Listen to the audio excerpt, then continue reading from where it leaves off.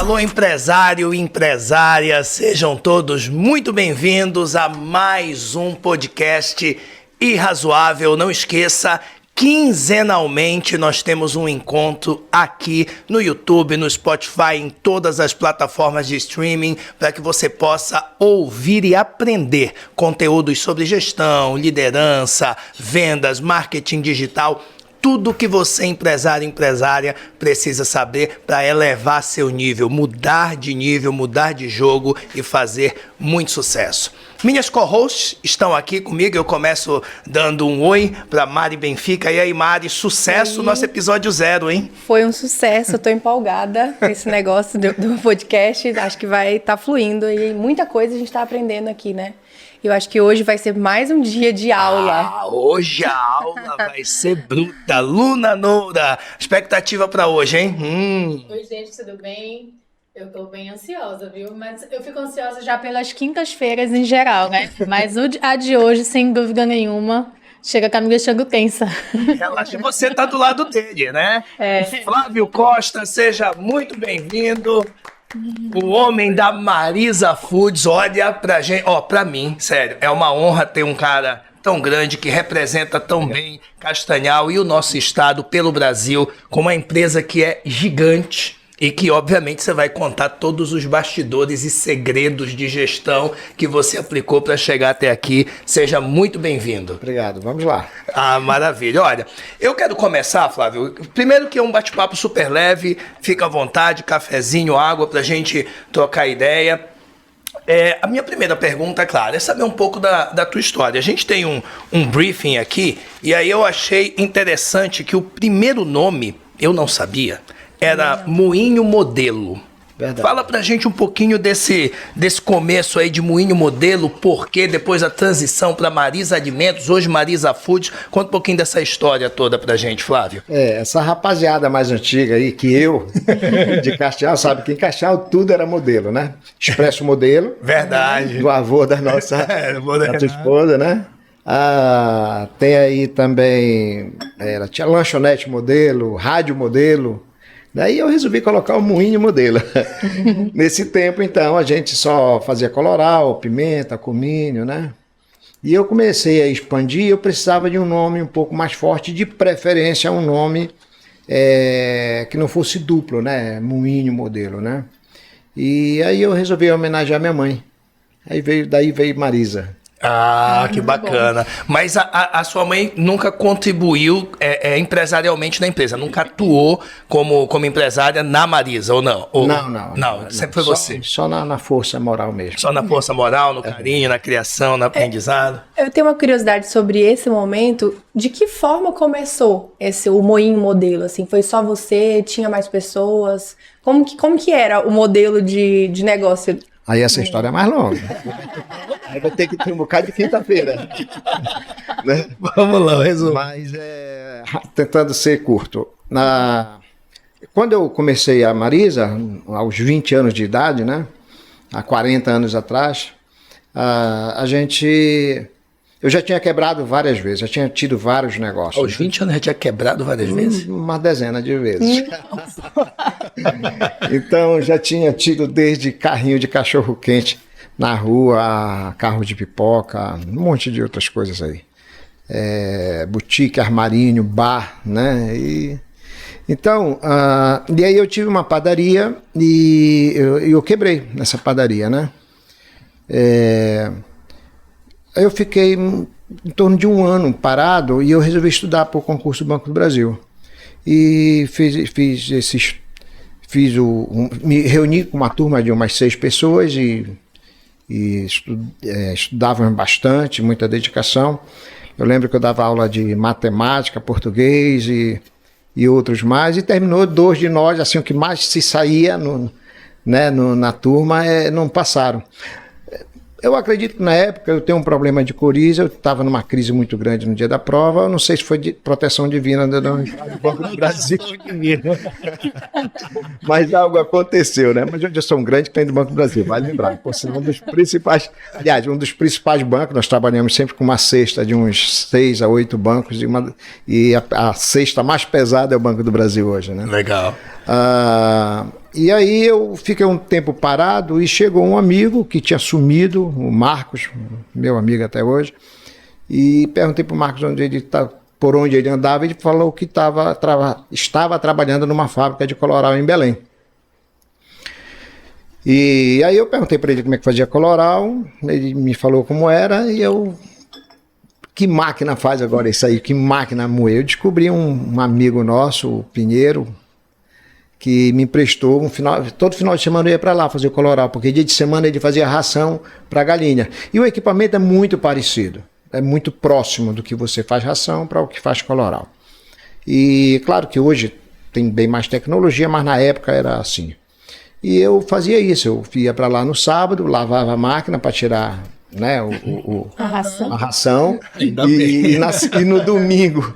no domingo lavava de novo para tirar o coloral para segunda-feira de fazer, e aí foi o início. Pô, que legal. Esses inícios de história da maioria dos grandes empresários é sempre muito curioso. Desculpa eu te interromper. Não, fica à vontade. Eu fiquei curiosa de saber como funcionava a venda desse coloral no início. Se ele era uma venda, já repassava para mercadinho, armarinho, ou se ele era assim de porta em porta, oferecendo na rua mesmo. Aquele início que eu fazia lá no 10 de Curuçá, eu trazia em sacos de 50 quilos, né? E chegava, embalava e eu ia vender lá na feira.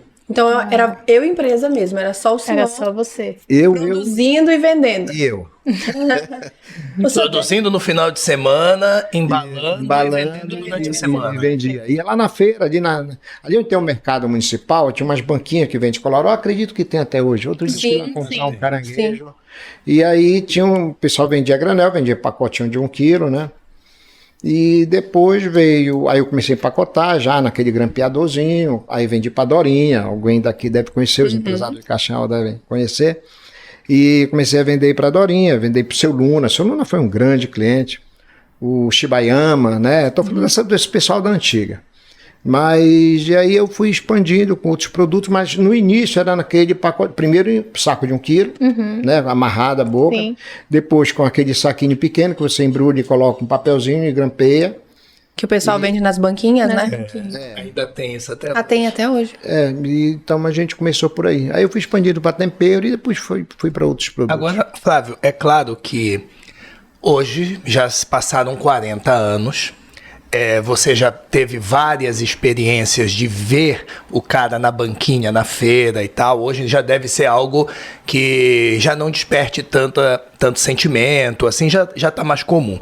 Mas em algum momento, você entendendo que já estava grande, já era um empresário de sucesso, você se deparou com uma cena de banquinha de feira e deu aquele flashback, assim, aquele, caraca, um dia eu já estive ali. Já teve... Eu tenho um amigo lá ainda, né? Eu tenho um amigo, não ele, mas o filho dele, né?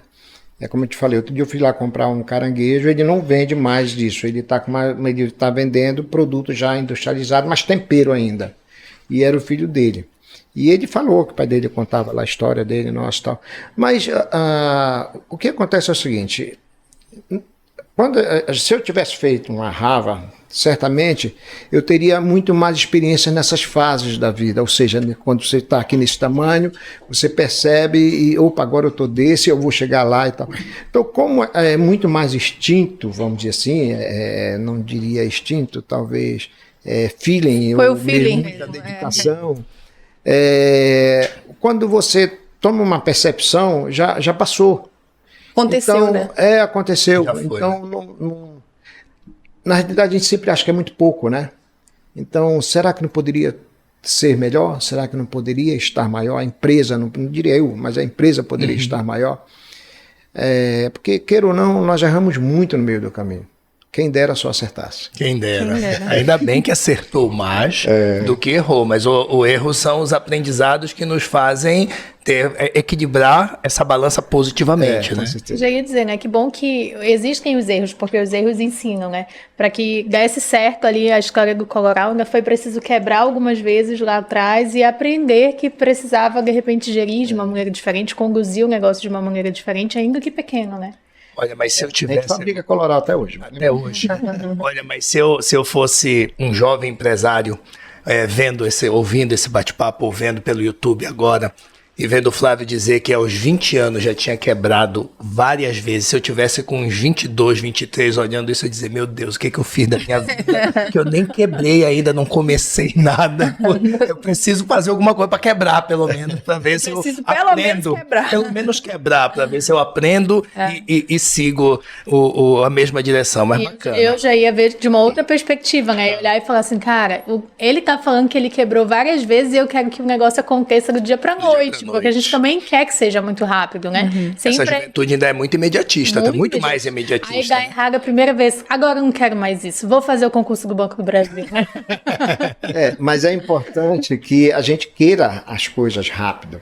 Só que você tem que querer dentro do que é possível fazer. Com certeza. Não adianta querer rápido sair de eu, funcionário sozinho, e chegar a 1.600 funcionários como tem hoje de uma única vez. Então, é importante sim querer ser rápido. Né? Temos que ser muito célere, mas respeitar o processo. Tem degrau por degrau, não tem como você sair voando e chegar lá naquele degrau lá, exatamente. Né? É verdade. Senão senão a queda é maior. Mas esse olhar de quero chegar a algo maior tem que ter, né? Tem que querer, tem que acelerar. Acelerar, né? Muito, Verdade. Respeitando todas as fases, mas tem que tentar ser o mais célere possível, realmente muito rápido. Porque a ideia não é fazer uma grande empresa para os meus netos. A ideia é fazer uma grande empresa para mim. Sem nenhuma modéstia, aliás, sem nenhuma medo de falar isso aí. Né? Mas é importante. Porque é o teu sonho. Pode não ser o sonho dos teus pode filhos. Até nem ser deles. Nem dos netos. Meu sonho é ter uma grande empresa nacional. Essa é a minha meta. E difícil? Muito difícil. Vontade de desistir todo dia. Né? Até porque a gente leva muita porrada, muita canelada. Muito. Né? Mas não dá para desistir. Não cabe mais. Não cabe mais. Não Sabe dá. aquele negócio de querer descasar nos 50 anos? Não dá mais. Se for vai descasar, tem que ser cedo. Né? Então, se é para desistir, tem que ser. Hoje não dá mais. Hoje só tem que ir, né? O senhor saberia dizer pra gente quanto tempo durou essa fase de transição, assim, de ser só você na rua vendendo e tal, e até chegar ao porte da Marisa, assim, não hoje, né? Mas de ter já uma indústria com vários funcionários. Uma demanda produtiva já maior? Em primeiro lugar, foram 40 anos, né? São 40 anos aí de empresa. Mas essa transição ela foi realmente muito lenta. Por exemplo, eu lembro do dia que eu comprei a primeira bicicleta, porque eu não tinha bicicleta para poder entregar. Então, eu comprei uma bicicleta cargueira para poder pegar lá uns quilos de coloral. Antes, como eu ia? Uma bicicleta emprestada, a pé, né, deixar o coloral na feira. Depois eu comprei a primeira bicicleta, depois uma Kombi, e aí foi andando. Né? Mas essas foram várias coisas que aconteceram, vamos dizer que foram vários soluços, né, o crescimento. Sim. Entre elas, foi quando eu mudei para o nome da minha mãe.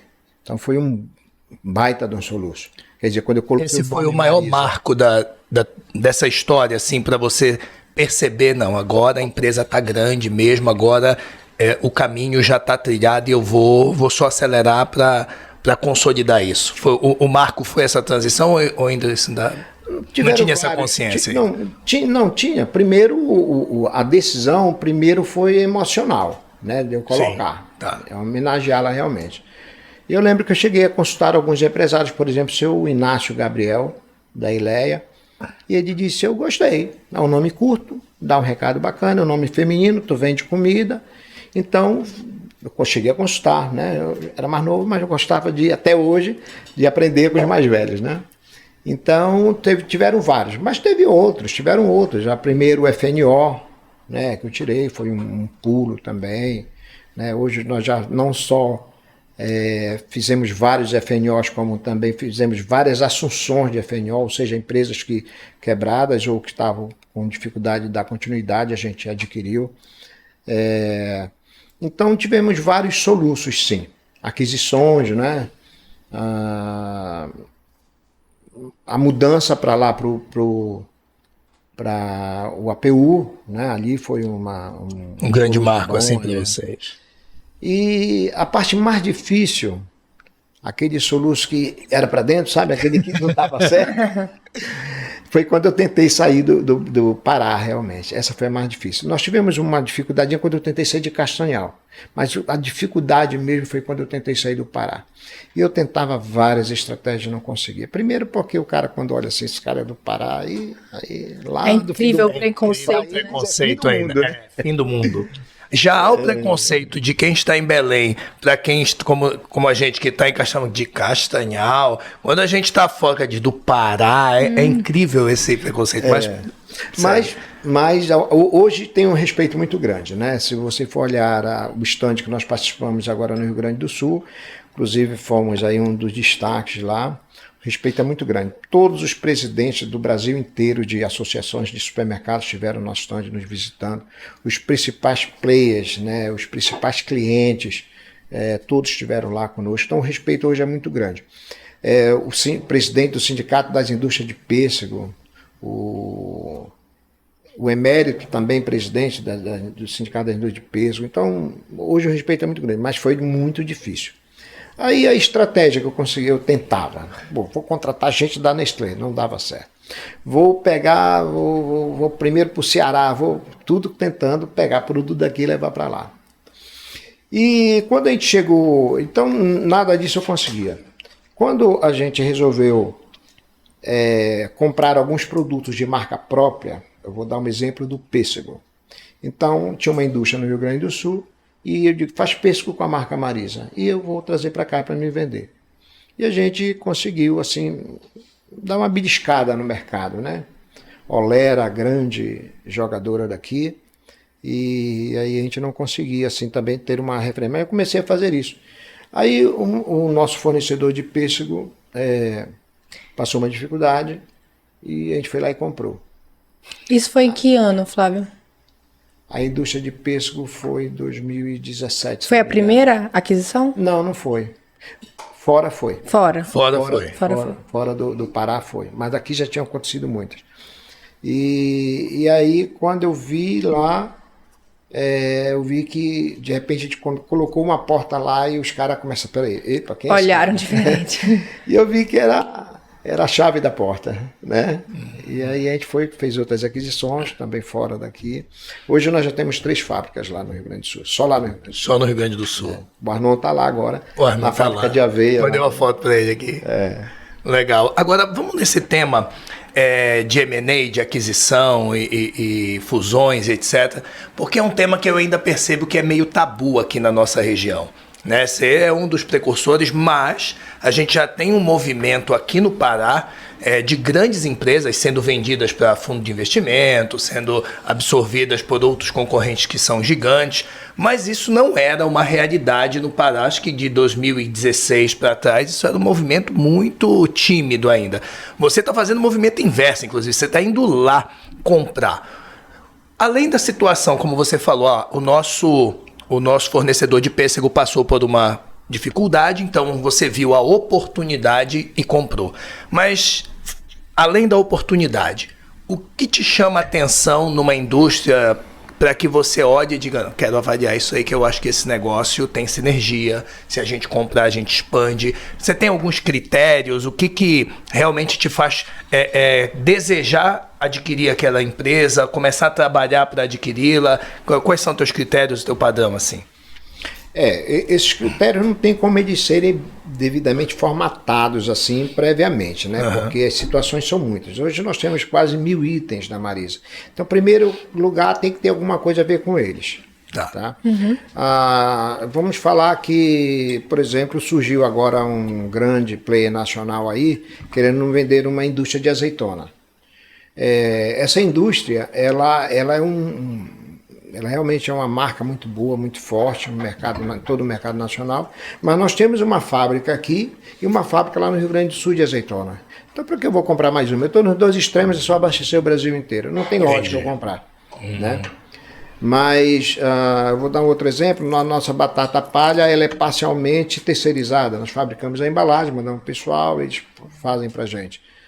Aí, as que apareceram no mercado, todas elas são menores do que a nossa demanda. Então eu vou comprar um pequenininho que não vai suprir nem sequer a minha necessidade. Nós temos 3 fábricas que fornecem para a gente. Então não existe uma fórmula. né? São estudos que tem que ver se tem algo, tem que ter alguma coisa palpável, né? Mas a regra básica do empresário para ele fazer aquisições, ele não pode querer inventar tudo de novo.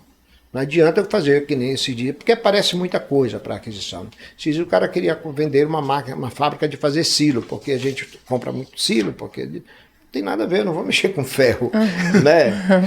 Então entendi. Agora que eu conectei. Então, tem que ter sinergia a aquisição do que nós vamos adquirir. É porque senão daqui a pouco o cara fica comprando outras empresas que até agregam, mas não são core business dele ali, né? Você compra a indústria de silo, você vai fabricar o silo, não faz muito sentido porque você não vende. Você basicamente compraria para você. E tem muito empresário que vê oportunidades e acaba metendo a mão nisso e terminar misturando muito. Tem uma situação muito interessante. A última indústria que nós adquirimos foi uma indústria de palmito. Mas nós já temos 2 indústrias de palmito. E adquiriu a terceira. Nós adquirimos, eu poderia dizer, a terceira e a quarta. Porque eram 2 fábricas. Mas aí vai de encontro ao que você falou ainda agora. Exatamente. Qual foi o critério? Exatamente. O cara era líder de mercado em São Paulo. Era o que menos vendia. Faz sentido. Então, hoje, eu sou líder do mercado de São Paulo. Entra com o palmito e só entra com os outros. Aí aproveita, aí vem outras coisas. Mas nós somos hoje líder de mercado de São Paulo. A marca não é Marisa, é a marca Cristalina. Nós temos uma fábrica em Santa Maria, do Pará, e outra lá em Juquiá, em São Paulo, de palmito. Então, o que avaliando? Bem, o cara é líder de mercado, ele é um jogador importante no Brasil, era o único que tinha fábrica no Sul e aqui, é um cara respeitado, o seu José Carlos, que era o proprietário, nosso amigo até hoje. E aí eu digo, não, eram várias coisas que eu somava.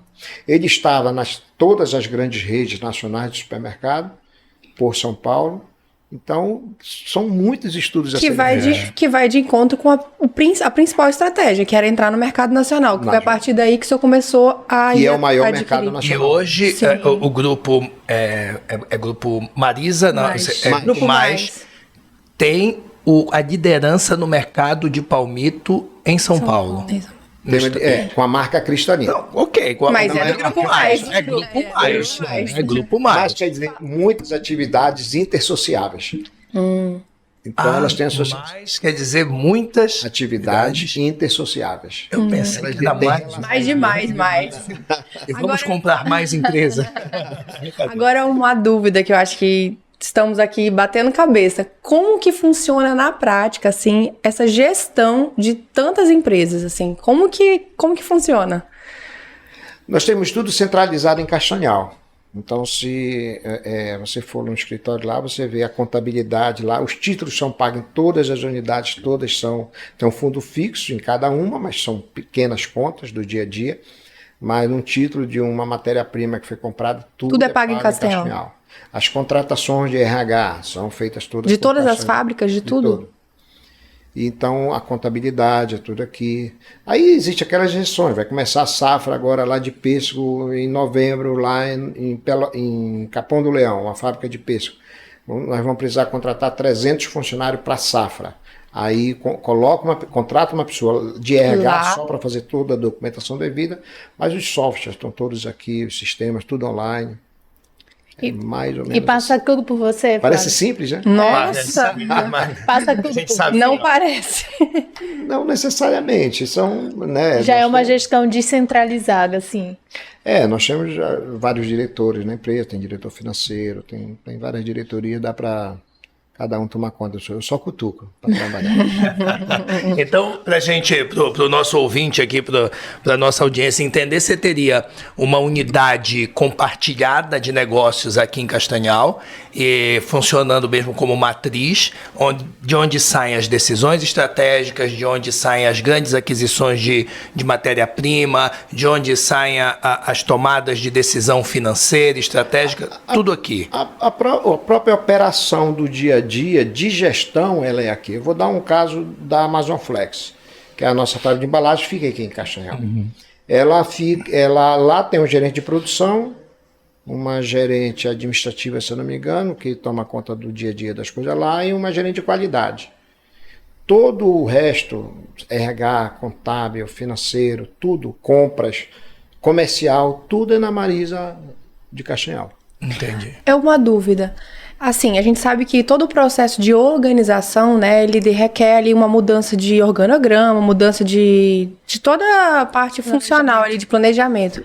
Essa mudança, né, essa organização, quando o Grupo Mais tomou essas proporções, ela foi orgânica dentro da empresa ou o senhor procurou ajuda de consultoria, mentoria, algo externo? Não, consultoria não mais, há algum tempo já. Mas normalmente nós que decidimos as estratégias. Erramos algumas vezes. Por exemplo, eu já disse que se a gente vir adquirir uma outra empresa, a gente tem que ser mais cauteloso em tentar fundir um pouco mais a cultura em vez de simplesmente eliminar a outra cultura. Infelizmente, quase sempre nós eliminamos a outra cultura. Eu acho que a gente precisa aproveitar um percentual maior da cultura da outra empresa. Então a gente falhou muitas das vezes nisso. É como se a gente tivesse eliminado. Estou dizendo que a gente eliminou os funcionários. Não, sim. Né? A gente elimina a cultura de trabalho. Porque a gente vai procurando trabalhar com o máximo de qualidade, com uma série de coisas, produtividade, batendo sempre na produtividade. Mas nós temos alto índice de aproveitamento. Né? Eu tenho um caso que eu gosto sempre de contar, que nós tivemos uma fábrica, essa de pêssego, tinha o gerente da fábrica, o gerente geral da fábrica, e eu fazendo as visitas lá na época da aquisição, e tinha um subgerente. Né? E o gerente, eu cheguei lá, ele estava fumando dentro da fábrica. Né? E aí aconteceram outros fatores lá, né? Aí eu cheguei, chamei o proprietário, que estava naquela fase de fusão ainda, né? Ainda estava lá dentro ainda. E ele disse, olha, eu não vou querer esse rapaz aqui. Não, mas ele é muito bom, não, mas não vou querer, eu vou ficar com esse outro lá, que é o subgerente. E a gente vê que a conversa dele é mais firme, os feedbacks são mais firmes. O outro fumando, às vezes tem umas brincadeiras, a gente tem que mostrar o dente na hora da brincadeira. Até nos podcasts da vida, né? Só não pode ser na hora do trabalho. Então então tem algumas experiências assim que são positivas da gente eliminar logo aquele mal que está atrapalhando a empresa. Sim. Mas eu insisto que eu acho que a gente foi muito rude nas outras aquisições passadas. A gente precisa primeiro registrar as culturas positivas, registrar as negativas e, em cima disso, ver o que é possível fundir. Né? Fazer um balanço ali.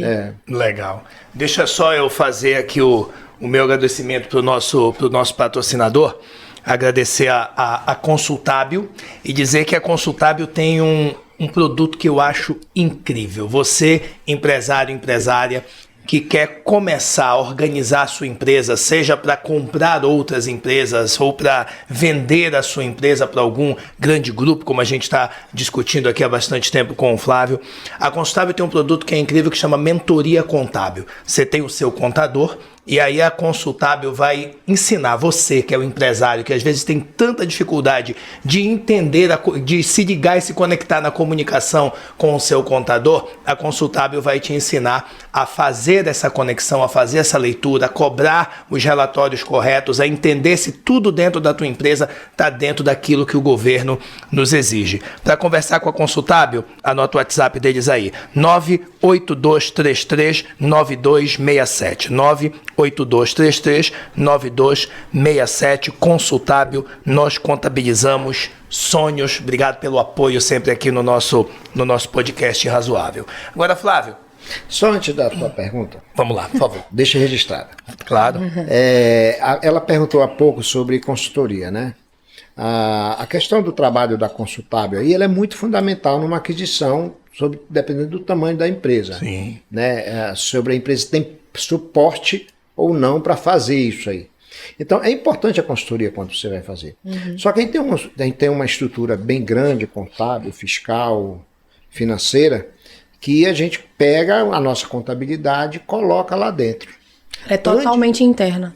Antes mesmo de fazer uma aquisição, a gente vai ver as questões fiscais, né? A viabilidade fiscal, se tem incentivo, se não tem, se a região tem.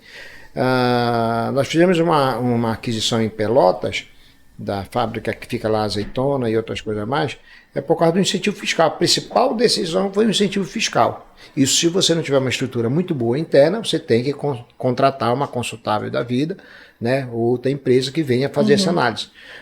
Nós estamos querendo abrir um escritório em Brasília, CD, e a gente está fazendo uma consulta fiscal.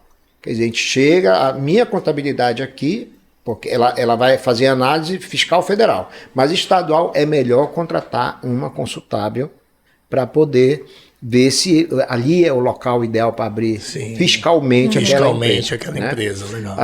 Nós estamos montando um CD agora na Paraíba, né? Fica lá o nosso gerente geral do Nordeste, e nós contratamos uma empresa para fazer uma análise fiscal para saber aonde seria, qual das cidades seria melhor, e o nosso pessoal de logística está analisando qual a cidade logisticamente melhor, se é João Pessoa, se é Souza, se é Campina Grande, porque qual o melhor local? Da onde, a partir de qual cidade eu consigo distribuir melhor a minha mercadoria? Então, é fundamental esse trabalho aí de consultoria, se você não tiver estrutura para fazer. Sim. No caso do Grupo Mais, você já tem uma estrutura interna grande e acostumada a fazer isso, né? Já vem fazendo com recorrência. Eu ia fazer uma pergunta, mas eu vou até mudar o tema, dado que você falou desse estudo logístico que vocês estão fazendo na Paraíba, né? Vocês também têm dentro do grupo uma transportadora, né? A C5. Qual a importância, na verdade Castanhal, é uma cidade que permite, facilita essa distribuição logística para vocês aqui, para todas as empresas, na verdade, daqui da nossa região? Como que você enxerga hoje Castanhal que é um grande centro logístico, inclusive, consumidor e de distribuição, né? Castanhal é muito bem localizado, né, nessa nossa região aqui, né? Se você for analisar, os 3 principais distribuidores de aviamento no Pará estão em Castanhal. Os 2 principais distribuidores de deck, de cosméticos, estão em Castanhal. Verdade. Né? Então aqui, se não colocar nem a Natura, né? Uhum. Natura, né? Que também tem o CD. Deck, né? Que é cosmético. Ela ficaria aí entre os 3 maiores, né? Então Castanhal realmente tem uma localização considerável, mas além disso, que é onde os políticos e nós que estamos à frente do município como empreendedores também devemos cobrar isso dos políticos, formar infraestrutura, né? Que são faculdades, casa sim para alugar, galpão sim para alugar, né? Kitnet sim para alugar, mas toda essa infraestrutura ela é fundamental para que Castanhal prevaleça cada vez mais nessa nossa região. Comportando esse tipo de empresas, né, na região. Para suportar, né? Uhum. A Castanhal realmente é uma infraestrutura maravilhosa, né? A Castanhal tem um diferencial quando você analisa aí. Eu tenho amigos que moram nos nossos condomínios aqui bons, né, do Dr. Jorge, dentre outros, que o cara não tem nada na cidade. O negócio dele está em São Miguel, está em Santa Maria. E mora aqui, né? E ele mora aqui, vai e volta todo dia. Né? Isso traz realmente grandes dividendos para Castanhal, esses investimentos que nós, os empresários, trazem aqui para a cidade. Né? Legal. Vamos lá. Eu vou voltar então no meu tema. Você estava falando agora há pouco sobre cultura. E é um tema que eu adoro falar. Na minha visão, cultura é tudo aquilo que acontece na empresa, longe dos nossos olhos, inclusive. Eu gosto muito de uma frase que diz que cultura é tudo aquilo que acontece quando a gente vira a costa e vai embora da empresa. E aí tudo continua acontecendo longe dos nossos olhos. Às vezes a cultura é ruim, porque o empresário vira a costa, sai e a empresa vira outra empresa na ausência dele. Às vezes a cultura está muito bem alinhada, que independente da presença dele ali, as coisas vão fluir da forma como precisam ser para cumprir os objetivos. E aí você falou para a gente que talvez vocês cometeram alguns erros matando a cultura. Mas eu queria que você tentasse explicar, porque eu sei que para os empresários que assistem a gente, eu tenho alguns relatórios mapeando isso, é uma das maiores dores do empresário local, do empresário paraense, é construir a cultura. Então você já tem uma cultura, você já consegue, pelo tamanho da empresa, entender a cultura do outro e ter a consciência, inclusive, de que vocês chegaram e meio que atropelaram o processo e agora você, como líder da empresa, está dizendo, vamos respeitar algumas coisas e vamos implantar o que é nosso. Mas aí eu quero um passo atrás, para a gente realmente ensinar a turma que tá vendo a gente hoje aqui no podcast. Como estabelecer essa cultura? Onde é que começa isso? Como é que uma empresa realmente consegue se desenvolver isso que a gente não vê, né? Porque a cultura não deve estar escrito na parede missão, visão, não é isso apenas. É um conjunto de outros elementos. Como é que você, por exemplo, vai conseguir desenvolver a cultura do Grupo Mais, da Marisa, nessas novas aquisições que vocês já estão planejando? Em primeiro lugar, na minha concepção, cultura é costume positivo. Ou seja, quais são os costumes cultura positivos? É costume positivo. Legal. E erros não são cultura. Erros são erros. Né? Erro não entra como cultura. Então, quais são os costumes positivos da empresa? Esteja você lá dentro da empresa ou não, né? Uhum. Sim. Então, o ideal é você criar esses costumes positivos, né? De higiene, de limpeza, de organização, de produtividade. O empresário que junta um clipe do chão, ele cria uma cultura de não desperdiçar. Né? Ele cria um costume de não desperdiçar. É um costume positivo na empresa. Né? Então, para você analisar uma cultura que você não está no dia a dia, é mais fácil do que analisar do que está no dia a dia. Então a gente matou algumas culturas positivas da empresa, né? Que poderiam, porque é fácil analisar, como eu falei.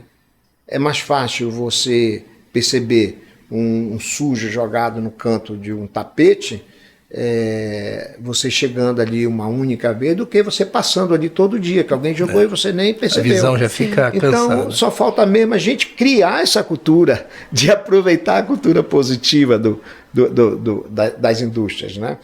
Então, é muito importante ter essa percepção do que é positivo dentro da empresa, para que você possa melhorar ainda mais, cada vez mais, intensificar cada vez mais essa situação positiva. E jogar fora, eliminar, né, aquilo que não é positivo para a empresa, em todos os sentidos, viu? Até um tom mais alto de voz, até um índice de produtividade. Um cara fumando no pátio de uma indústria de alimentos. Eu acho que parte dessa concepção que o senhor iniciou. O erro não faz parte da cultura. Erro precisa ser eliminado. Exatamente. Daí já está implantando uma cultura. Uma cultura. Verdade. Quando toma consciência de que o erro ele tem que ser eliminado, que pronto. Não, eu já notei. Cultura, não respeita o erro, porque agora o problema é conseguir. Aí a pressão do dia a dia. Aí muita pressão. Você tem que estar ali no dia a dia. O grande problema é que, às vezes, como você falou, na rotina do dia a dia, o olho parece que fica destreinado, você já fica comum, né? Perde o refinamento, fica comum, você passa por cima e já não enxerga mais. Isso já aconteceu algumas vezes comigo, eu tenho ficado mais fora do escritório agora, depois de pandemia, então me acostumei muito a trabalhar em home. Então, quando eu chego, eu voltei a enxergar algumas coisas. Eu dizia, gente, eu nunca tinha visto isso. Isso aqui tá feio, isso aqui tá ruim. Então... Agora, terminou? Não, pode falar. Porque a gente aprende muito, a gente vê vários ensinamentos que cultura, ela parte muito da liderança, né? A liderança é que implanta a cultura.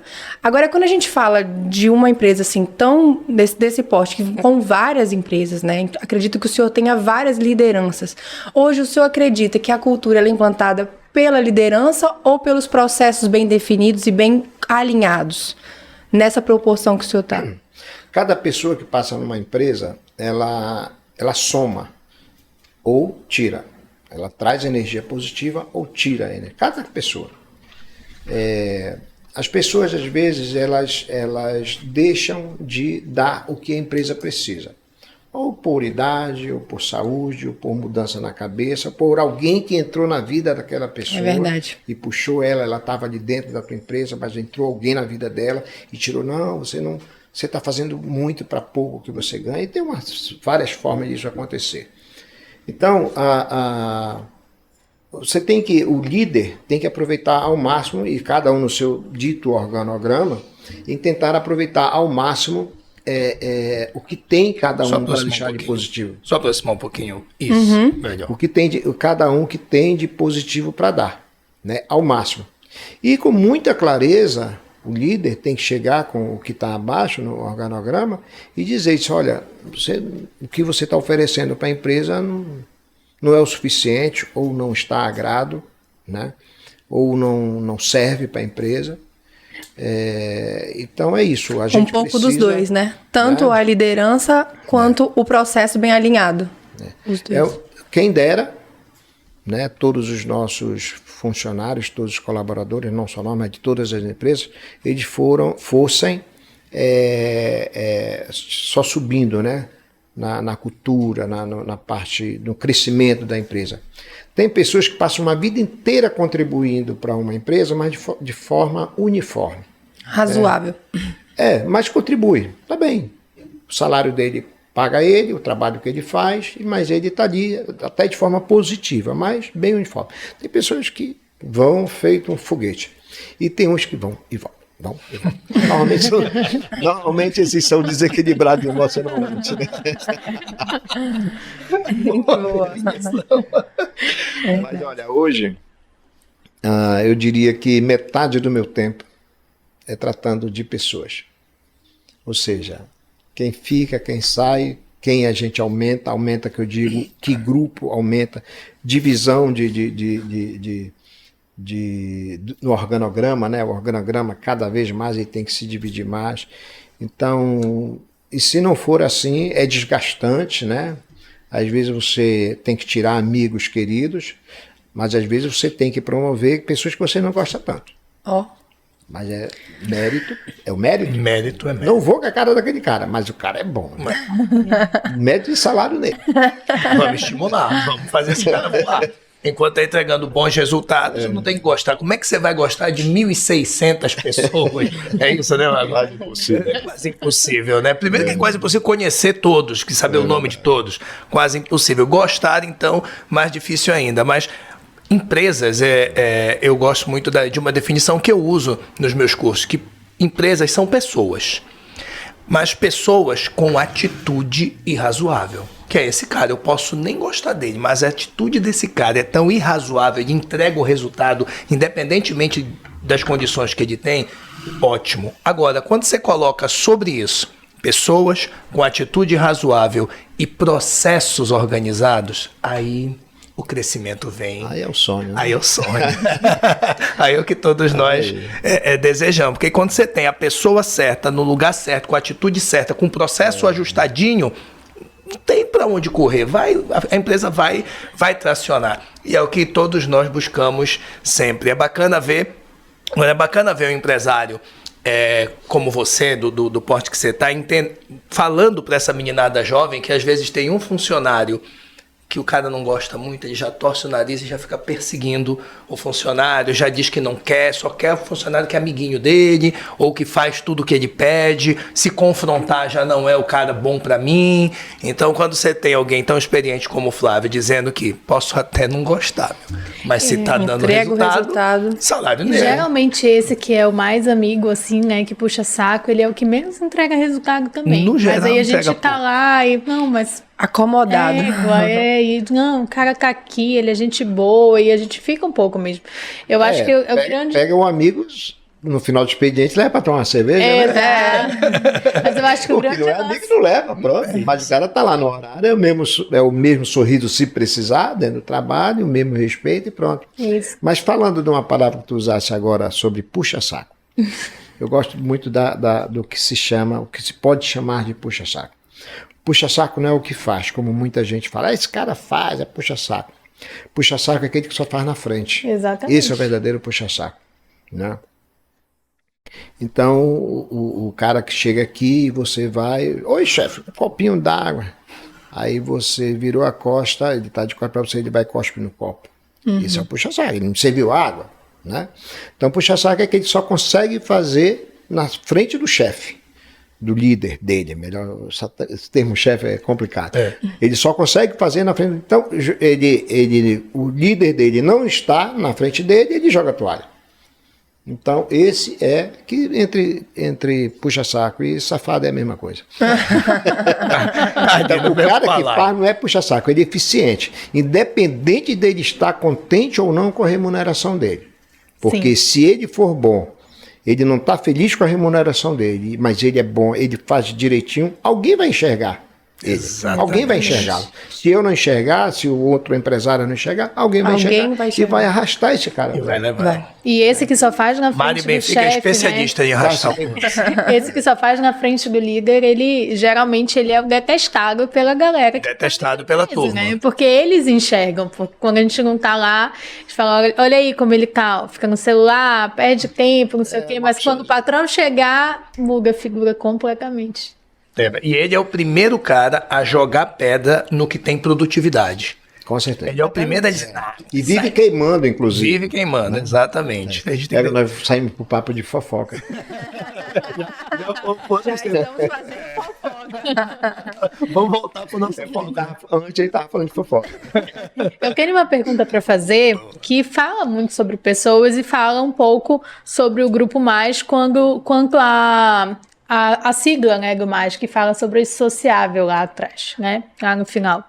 E quando a gente pesquisa o nome da Marisa Foods no Google, a gente encontra muitas pesquisas, muitas reportagens da Marisa como uma empresa que tem grandes incentivos sociais, né, seja na geração de empregos, fechando com a prefeitura, seja na questão de capacitação de domésticas, na questão de situações de água potável, que a Marisa ajudou também.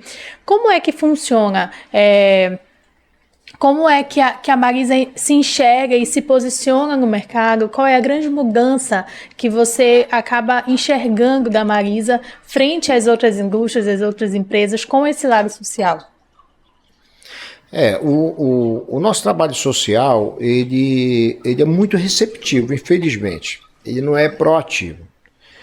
Nós temos algumas regras básicas, né, de atender às necessidades das comunidades que nos procuram. Então, ela nos procura, a gente vai e recebe, não só a comunidade, como entidades filantrópicas. Eu mesmo faço caridade, pessoalmente, conheço todas as invasões aí, doando produto, eu mesmo, às vezes com alguns funcionários, às vezes não. Mas, infelizmente, é muito receptivo. Mas quando a vantagem de ser receptivo é que você vai no âmago da necessidade. Né? Quando a gente é proativo demais, você termina fazendo somente o que está engessado pela empresa. Né? Mas nós fazemos trabalho independente de idade, viu? Na região da nossa fazenda a gente faz.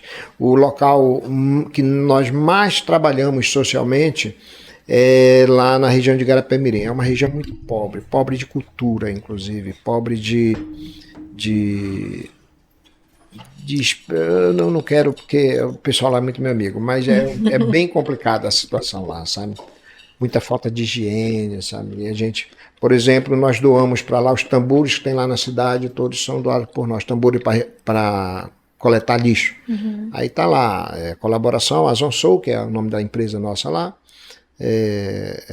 SEMA, mantém a sua cidade limpa, um bocado de frase para conscientizar.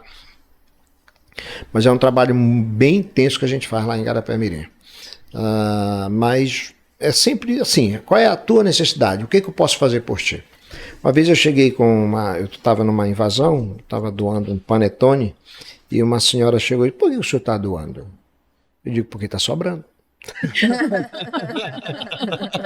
Não é verdade? Eu não vou dar o que está faltando, está sobrando.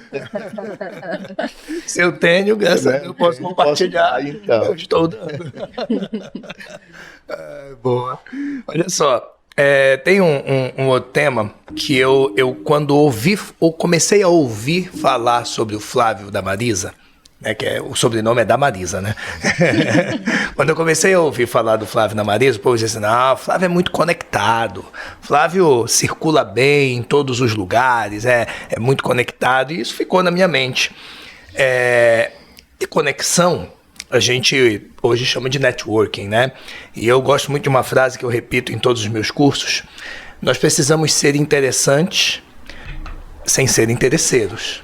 A pior coisa numa relação de networking é o cara que já chega de carrão de cena, super interesseiro.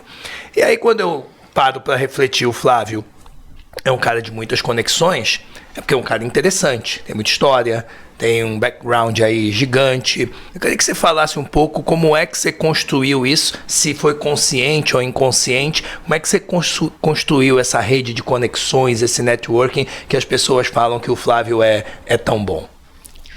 Em primeiro lugar, eu sou interesseiro, viu? Eu não quero ter amizade porque ele não merece ter amizade, não. Entendi. Né? Eu quero estar do lado de pessoas de bem, pessoas que construam, não necessariamente rica de dinheiro, pecuniário, né? Uhum. Mas pessoas do bem mesmo, né? Pessoas que somam. Eu poderia dizer que não houve assim uma estratégia para isso e não há, né? Tem uma família aí em Belém que tem uns problemas de relacionamento entre eles, diz que eu sou o único fornecedor que me dou com todos os membros da família. Normalmente quando se dá com um, não se dá com o outro, mas eu, graças a Deus, eu consigo me relacionar com todos eles aí. E, por sinal, uns caras que eu tiro o chapéu, uns cara bons. Eu vou falar, não tem nenhum problema em falar, os Rodrigues, né? Do Grupo Líder. São os caras que, meu Deus do céu, aqueles caras... são fera, viu? Vou ter que me ajudar a trazer algum deles aqui para trocar uma ideia com a gente, né? Naquele curso que nós vamos patrocinar em Belém, toda a diretoria vai estar. Legal. São os caras que 2 mais 2 são 4, não dá 3,9, não dá 4,1, sabe? Tudo bate, tudo funciona 100%. Os caras são maravilhosos. E por isso são desse tamanho, né? Mas voltando no networking, eu sempre defendi que eu não quero ter um amigo do tênis, eu não quero ter um amigo da bola, eu quero ter um amigo que ele pode até jogar tênis, mas ele tem que ter um negócio que tem afinidade com o meu. Entendeu? Existem as exceções, aquelas exceções de uma amizade de infância, uma exceção da exceção, mas a regra geral, eu sou interesseiro sim. Eu quero estar lá com o meu amigo que é meu cliente, ou eu sou o fornecedor dele, ou ele é meu fornecedor, mas que tem uma relação, porque a vida tem muita coisa a oferecer aí. Então, se você não selecionar, fica complicado, né? Eu quero ir para a festa, mas eu quero ir para a festa com um cara que é meu cliente, que é meu amigo de negócio, de uma forma ou de outra. Então, isso termina... Realmente hoje eu poderia dizer que o meu relacionamento no meio supermercadista, ele talvez seja até único. Tá? Eu consigo me relacionar com todos os representantes, os principais representantes de Belém, assim como todos os grandes supermercadistas, com todos os grandes atacadistas. Né? Eu vou para uma inauguração de supermercado, normalmente o dono do supermercado me chama para me discursar lá, representando os fornecedores, mas é porque eu foco.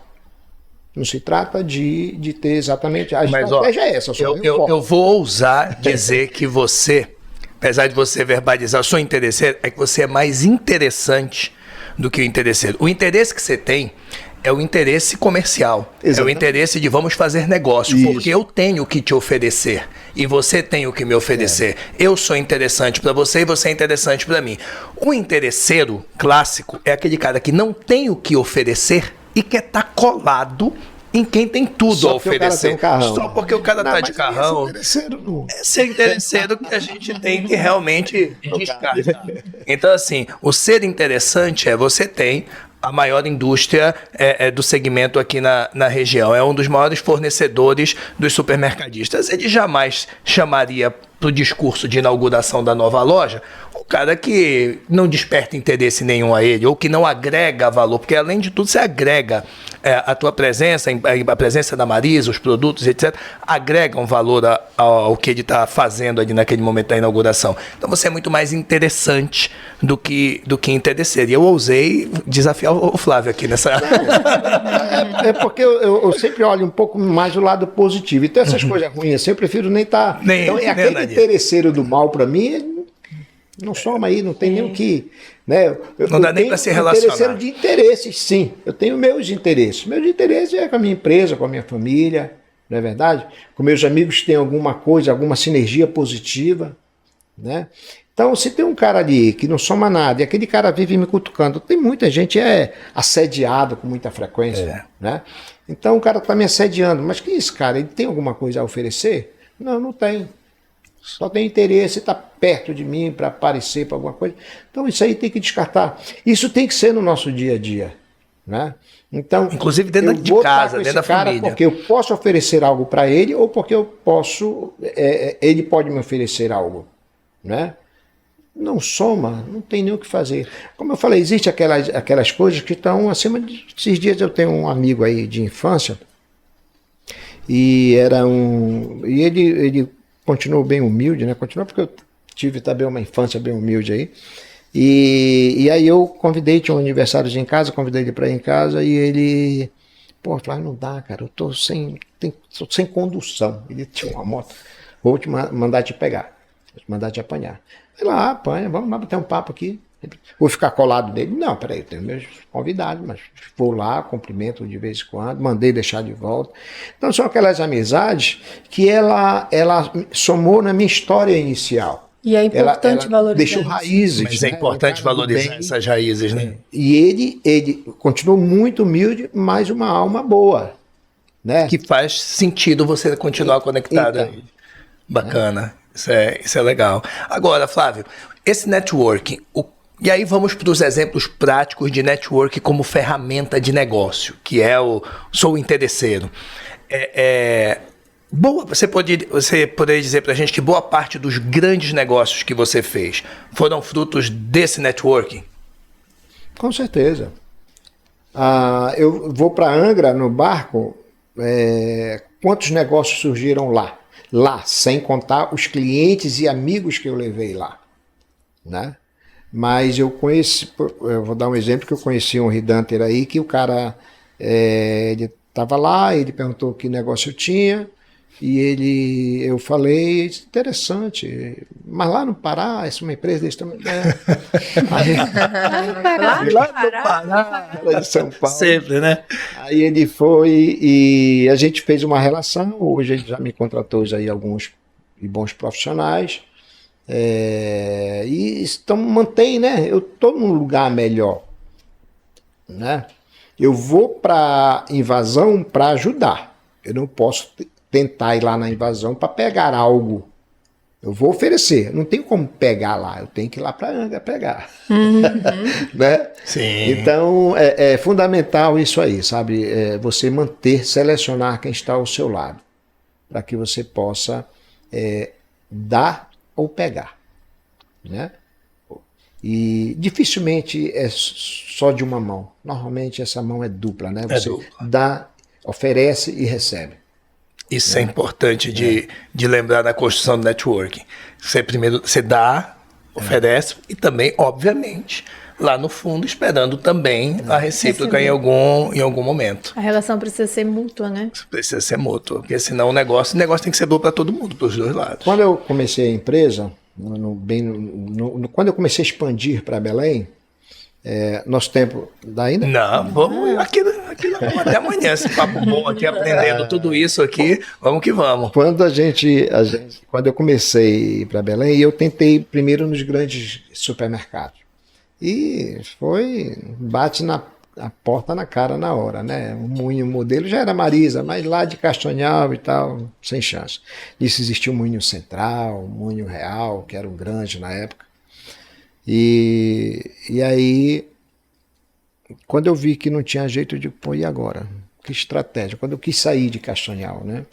Porque, na realidade, foi o seguinte, quando eu saí de Castanhal, aí eu comecei primeiro nas cidades vizinhas, Santa Isabel, Vigia, eu consegui ainda entrar. Quando foi para Belém, não tinha jeito. E aí, eu não conseguia nos grandes, eu digo, e agora? E agora, José? E eu digo, vou para a periferia. Aí comecei logo ali pela Estrada Nova. Aí fui entrando. Quando eu cheguei no Grande novamente, voltando para o Grande, eu já conhecia, pô, mas porque termina circulando. Circulando né? a informação, tá vendendo bem E aqui. aí, opa, não, sim, bora tirar o pedido aqui. São estratégias que a gente tem que fazer, mas hoje todos os nossos clientes respeitamos, queremos todos eles, desde aquele pequenininho que a gente começou até o grande, né? Hoje nós fazemos um grande evento que é a Feira Supernorte, onde nós atendemos todos os clientes, um dos maiores estandes lá. Então nós temos um trabalho assim bem interessante de relacionamento com os nossos clientes. Você tem ideia de quantos clientes, obviamente B2B, a Marisa atende hoje? A nossa carteira total dá em torno de 10 mil, né? Mas isso vem variando a carteira inchada, né? Aí tem um lead time de relacionamento que de 30 dias dá 2 mil. Então aí tem aquele que é de 3 meses, de 45 dias, de até 30 dá 2 mil, 2.500, até 2.500. Mas a carteira total dá em torno de 10 mil. É muita empresa. Você falou essa questão de expandir, né? Sair do mercado no interior, que Castanhal não deixa de ser, né? Apesar de muito próximo de Belém. E eu tenho essa dificuldade e concepção de que quando a gente está localizado no interior, expandir para os interiores, às vezes é muito mais fácil do que entrar num grande centro, como Belém, uma capital. E aí, com essa sua fala, startou aqui na minha cabeça justamente isso. A gente tem mania de querer entrar e já querer entrar grande, né? Já querer entrar lá e colocar para quebrar tudo, exatamente. Mas essa ideia de ir começando pela periferia, assim, e circundando para poder chegar, né? Exatamente. Falei, nossa, como é que eu não tinha pensado nisso? É por isso que eu falo, eu fico ansiosa para chegar quinta-feira, porque eu sei que eu vou aprender alguma coisa. Falando em empreender, na realidade você não pode ir para o interior. Você tem que expandir para o interior. Qual a diferença entre uma e outra? Outro dia, eu conversando com um empresário aqui, graças a Deus ele não foi. Porque ele ia para Igarapé-Açu, porque Igarapé-Açu é uma cidade... Ele ia transferir o negócio dele para Igarapé-Açu, porque Igarapé-Açu é uma cidade menor e era mais fácil ele crescer. Aí ele está indo para o interior. Isso é loucura, você nunca pode. Né? Em primeiro lugar é onde você tem mais sinergia, seja interior, seja capital. Mas você sair de uma cidade maior para ir para uma menor, para abrir seu negócio, pode até dar certo. Né? Mas no caso, fechar e abrir, né? Fechar o que fechar, tem, isso aí é loucura. deixar. E eu já vi vários empresários fazendo isso. Porque ele tem um pensamento pequeno. Então eu vou lá, sim, porque todos nos merecem, né, de receber, de vender, de atender, mas você tem que pensar maior. Você não pode, eu vou começar para Caxá, não vou para Belém, não. Faça a sua base, né? Mas vá também para Belém e vá para o interior, vá no interior estender seu negócio lá. Mas não pode pensar pequeno. Você não pode chamar o seu mercado de mini mercadinho. Não tem, porque tem um mercadinho e tem um mini mercado. Agora os caras chamam de mini mercadinho. Aí tem. Mini mercadinho. Tem um mercadinho, tem um mini mercado e o cara resolve botar mini mercadinho. Pode ser até um mini mercadinho, mas pelo menos chama de supermercado. Mini mercado do pequeno, só faltava isso. Tem que pensar grande, né? Tem que pensar grande. Isso. Quando a Amigas começou a expandir, a gente foi expandindo para interiores circunvizinhos, assim, para que a gente se sentisse mais capacitado, né? A gente já sabia mais ou menos como era que funcionava e ainda assim funciona muito diferente. Por exemplo, Castanhal, a gente tem um comércio que funciona de 8 ao meio-dia, de 2 às 6 da tarde. Santa Isabel é completamente diferente. Fecha meio-dia e volta 4. Mas aí fecha de novo o comércio 9 horas da noite. Aqui não é. Então, assim, mesmo muito próximo, são costumes diferentes que a gente vai adequando o nosso negócio ali para poder funcionar, né? Vigia praticamente não abre mais, né? Fecha.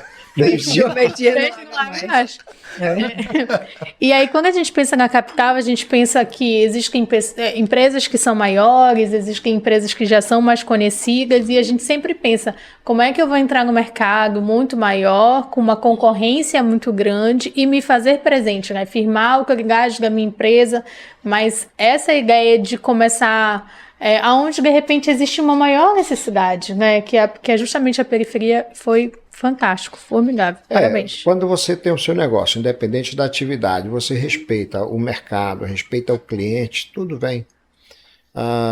Eu sempre digo com o nosso equipe comercial, o concorrente você até monitora, mas o seu foco tem que ser no cliente. Com certeza. Eu conheço vários empresários aí que normalmente ficam ali parados um tempo, porque ele fica olhando tanto para a concorrência, em vez de focar no seu cliente, que termina ele ficando amarrado. Ele está amarrado nem na empresa dele, nem na empresa dos concorrentes. Né?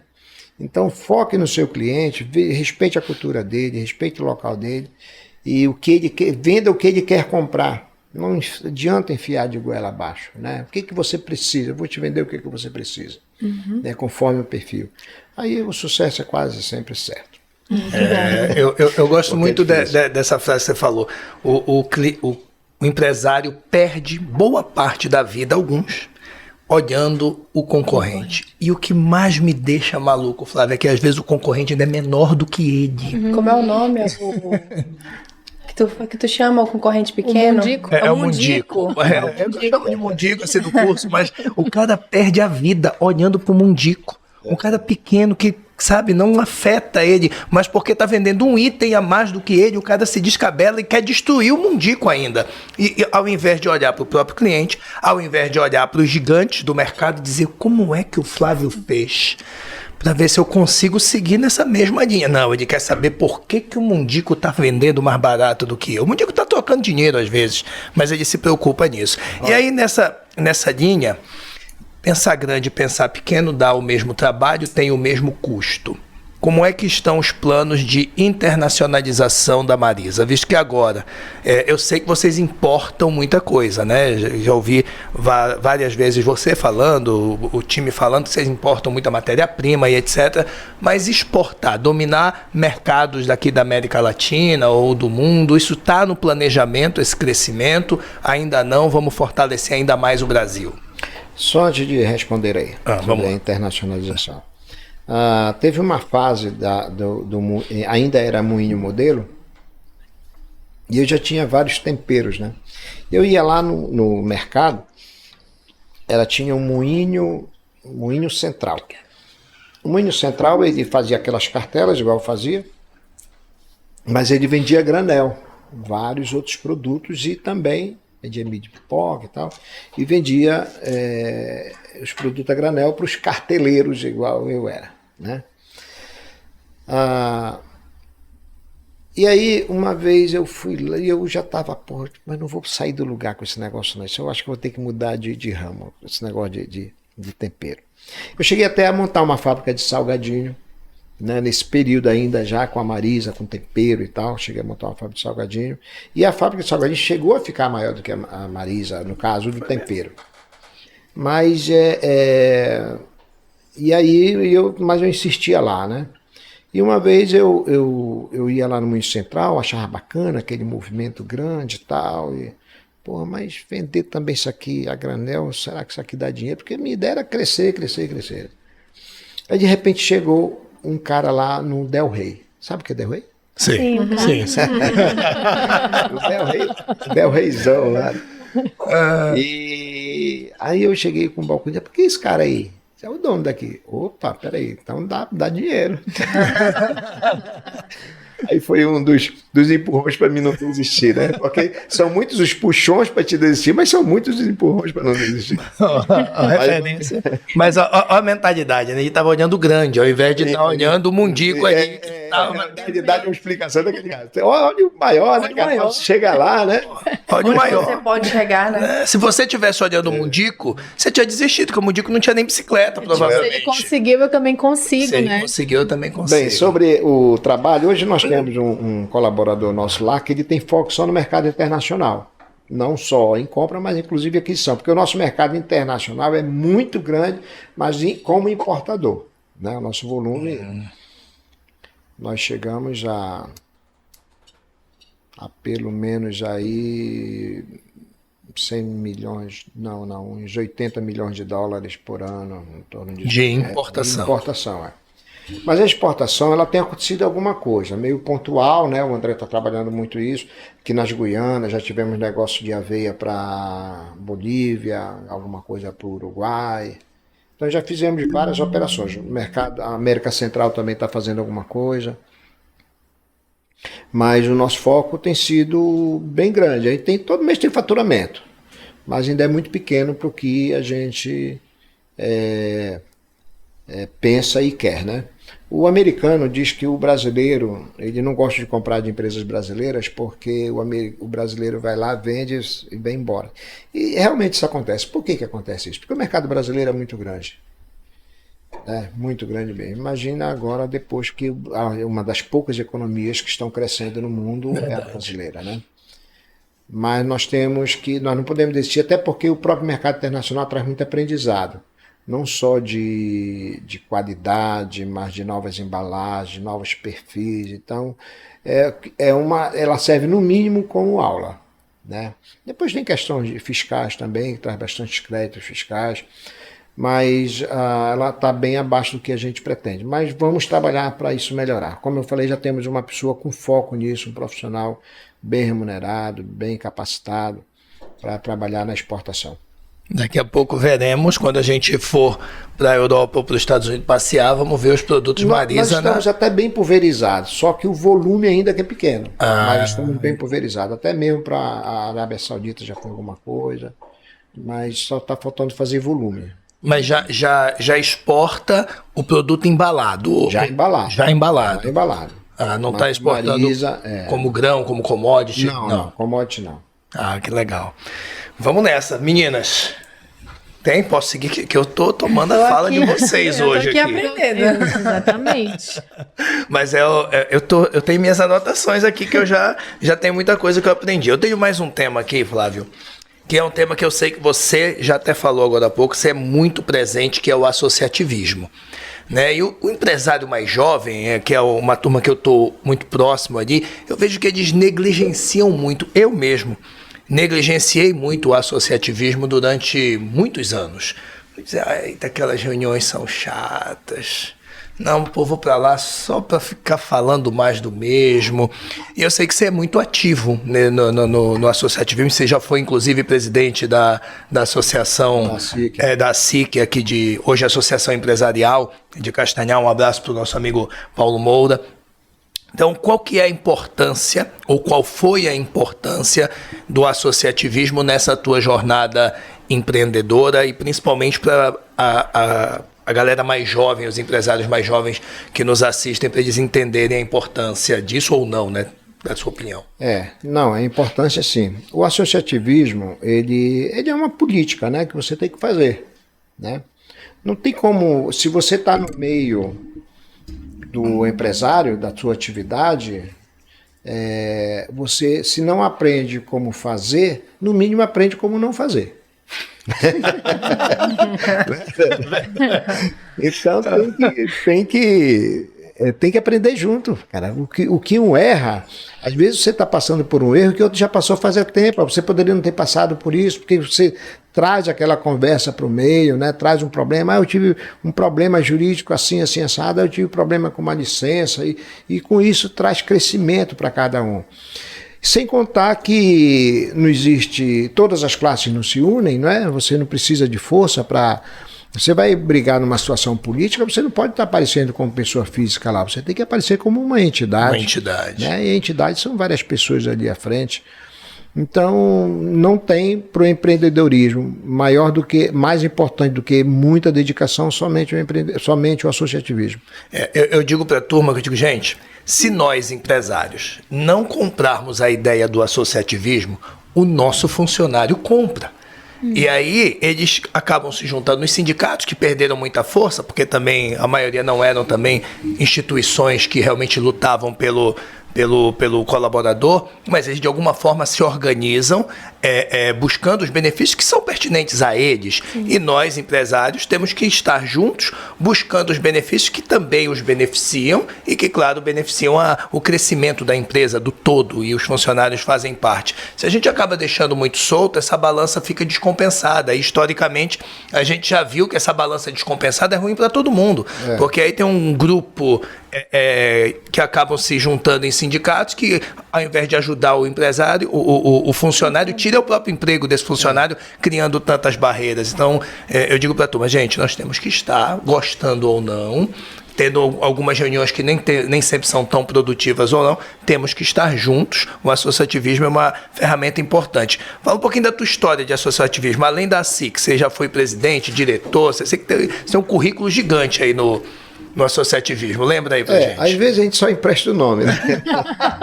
É porque a gente não teria como dar conta disso aí tudo, né? Também. Mas existem entidades que realmente são muito boas, são uma sequência de bons presidentes, né?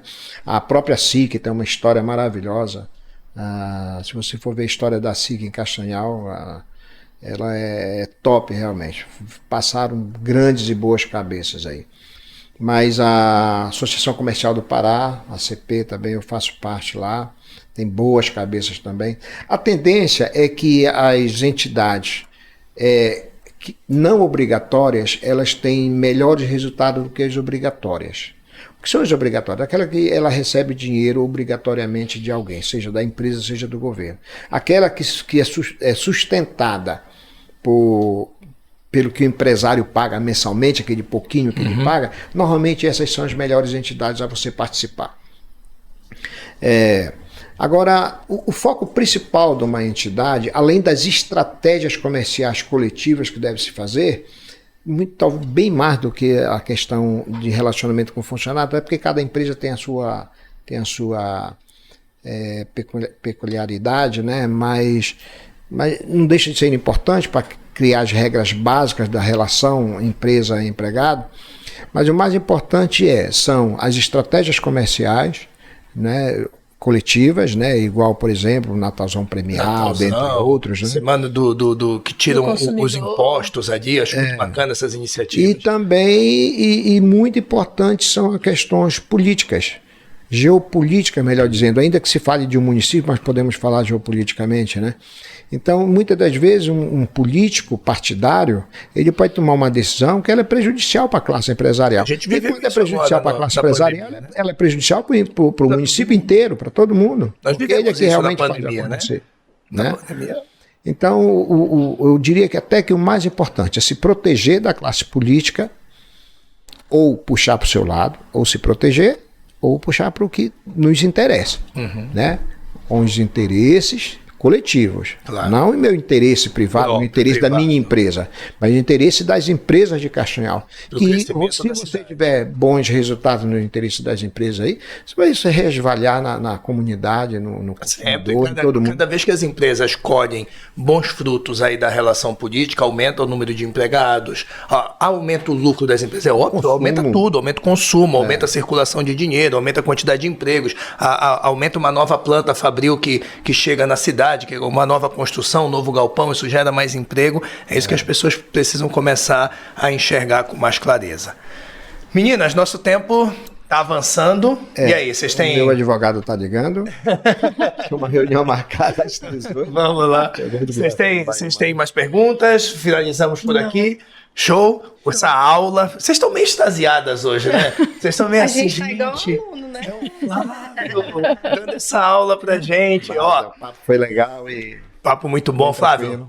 Quero te agradecer do fundo do coração pela disponibilidade. Eu sei que a tua agenda é bastante corrida. Obrigado por ter aberto esse espaço aqui. O nosso podcast vai ao ar quinzenalmente, quinta-feira, às 18 horas, de 15 em 15 dias. A gente tem uma grande pessoa, um grande empresário sentado aí nesse lugar. E hoje, muito obrigado por você ter vindo compartilhar conhecimento com a gente aqui. De estar aqui com vocês. Maravilha. Obrigado, Flávio. Obrigado. Grande abraço. Obrigado. Ficamos por aqui, galera. Obrigado a Consultábil, que está sempre apoiando a gente aqui. Midas também está sempre junto. Luna Noura, a Nacional, através da Mari, que está aqui presente. O Colégio MAC também, que sempre está com a gente apoiando. Obrigado, meninas. Obrigada. Obrigado, show de bola. Até o próximo encontro. Tchau, tchau. Depois a gente faz o corte aí.